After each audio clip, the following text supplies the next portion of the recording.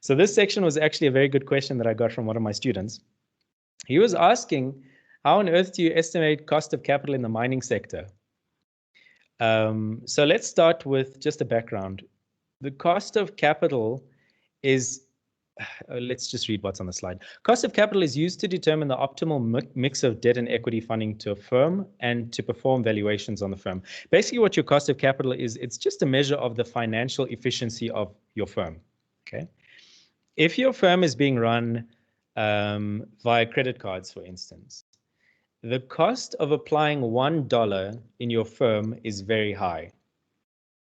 Contrast that to a business that is now a recipient of this US Fed government bailout money and cheap interest rates. The cost of applying $1 in that business to get a profit is far less than a business that's using a credit card to fund the operations.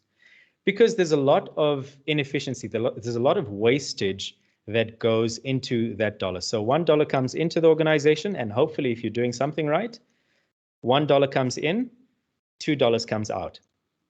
Now, how efficient is that $1?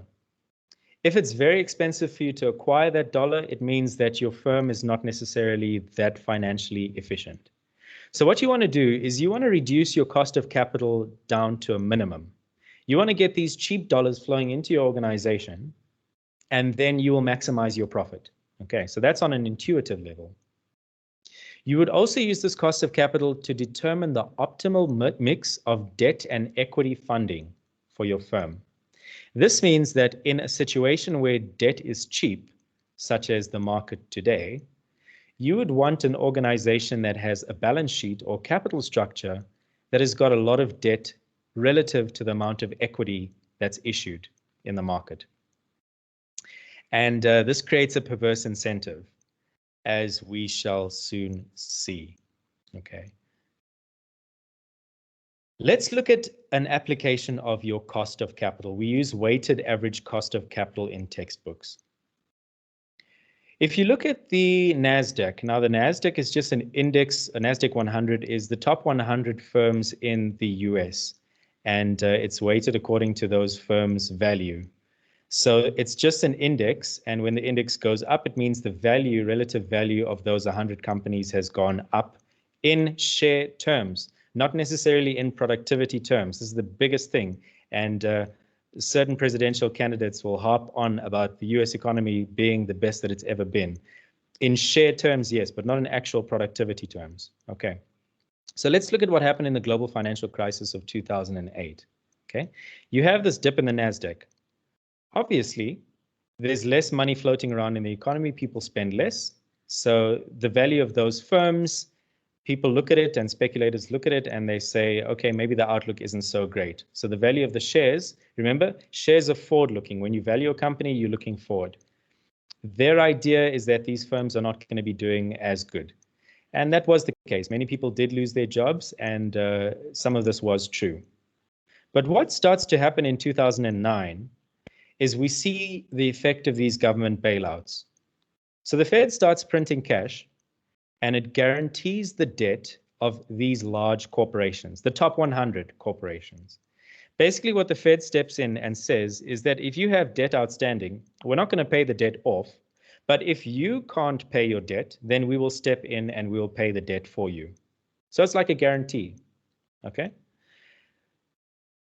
Another thing that the Fed does, it says, okay, we need to reduce interest rates in the economy in order to encourage spending.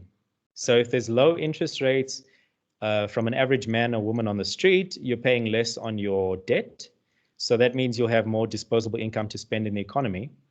It also means that these firms will be incentivized to borrow more money, to build more factories, et cetera, et cetera. So you could say that they had good intentions. So they issue cheap debt, they lower interest rates, okay? So there's now cheap debt in the market, and they also guarantee the liabilities of these organizations. This is a no-brainer. If you can borrow money, debt, and you know the government's going to stand behind you, no matter how much you borrow, okay? They're going to stand behind you and issue a guarantee that says if you can't pay your debt, we'll pay it for you. And if debt is really cheap, what do you think you're going to do? You're going to borrow as much as you possibly can.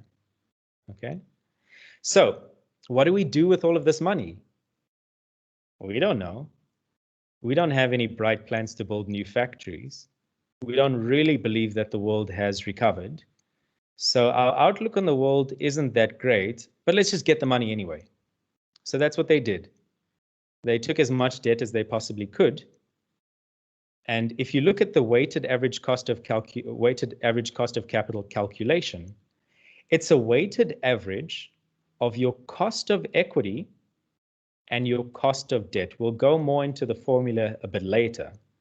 But you can reduce your cost of capital if debt is cheap. All you need to do is you need to increase the amount of debt you have on your balance sheet. In other words, increase this weighting. So you have more debt on your balance sheet. Now, the rate of that debt is low. Okay. The rate of equity is higher than the rate of the debt.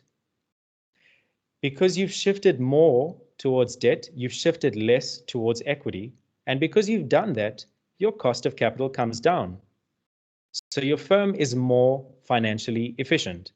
The dollar that you've raised in the market is costing you less, and it means more profit to you and your shareholders. So I don't blame the executives at these top 100 companies for doing this. But what they would then do is they would take on all of this debt, and then they'd reduce the value of equity in the market. How do you do that? You buy back your own shares in the market. So I'm a company, I'll raise $100 million of debt, and I'll apply most of that money to buy my shares back in the open market. This has two effects. It drives up my company's share price. Remember, I haven't built that new factory. I'm not producing anymore. But my share price has gone up. There are few of my shares in circulation.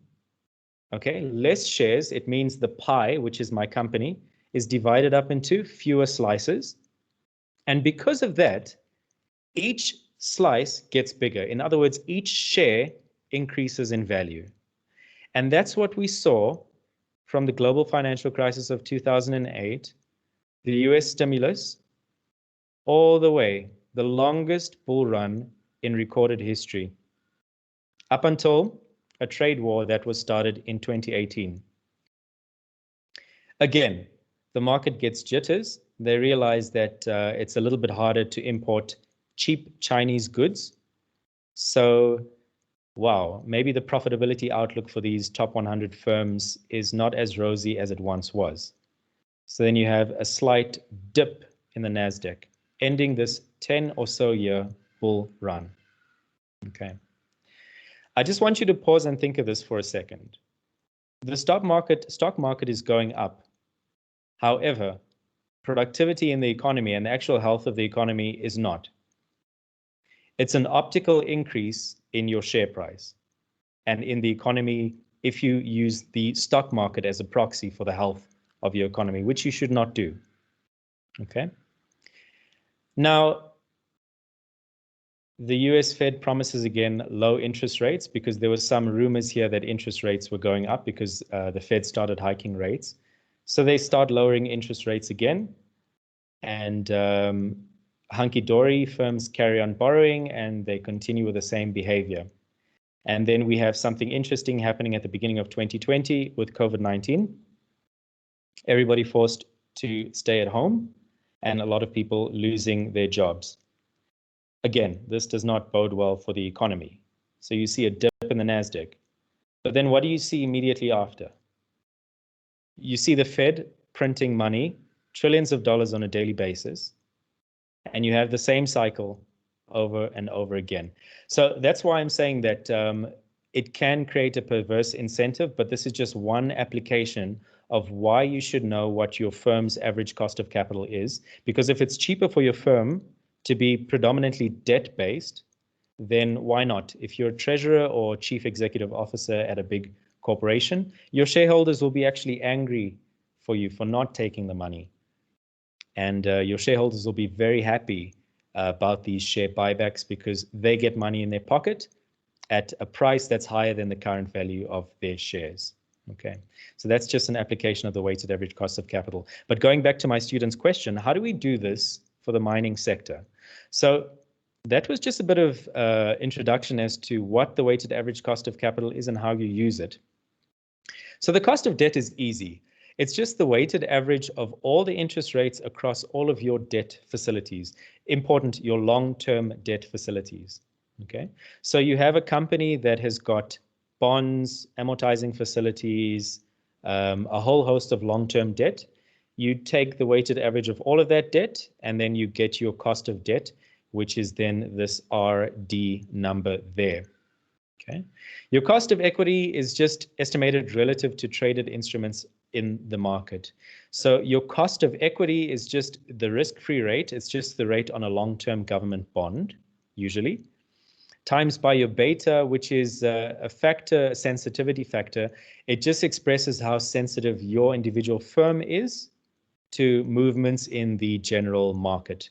Okay, so a beta of 1, if the general market or general economy is growing at 10% per annum and your company has a beta of 1, it means that your company will also grow at 10% per annum. If the global economy is dropping by 20% per annum and your company has a beta of 1, it means your company will drop by 20% per annum. It follows the general market. It's perfectly correlated. Okay, things like gold usually have a slightly inverted beta. And that as well, with all the noise that's happening in the world today, it's subjective, but theoretically, gold is an asset with a negative beta, meaning that if the economy is doing well, the gold price generally decreases because gold is seen as a safe haven investment. And if the economy is doing very badly or there's high inflation, then people typically invest in gold. Okay.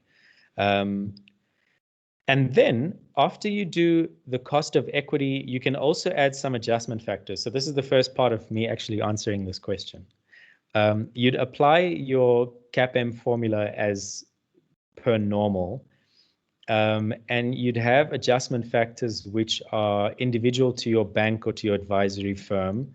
The ones that I've heard thrown about the bank when I was there is you add a 1% premium if it's a brownfields mining expansion. A brownfields mining expansion is you've got the mine there, it's operating perfectly. You just want to increase the output of the mine. So if there's some expansion project involved and you want to value the mine, you would then add 1% to your cost of equity if the mine is already producing, and 2% if it's greenfield. In other words, if you're just constructing this mine and you want to do a valuation, whatever this result comes out, your cost of equity, you add 2%. Okay.